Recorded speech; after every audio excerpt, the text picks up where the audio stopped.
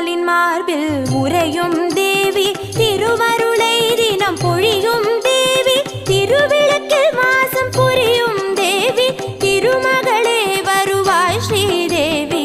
பாக்கியம் தரும் லக்ஷ்மி பாரம்மா, கண் பாரம்மா. பாக்யம் தரும் லக்ஷ்மி பாரம்மா.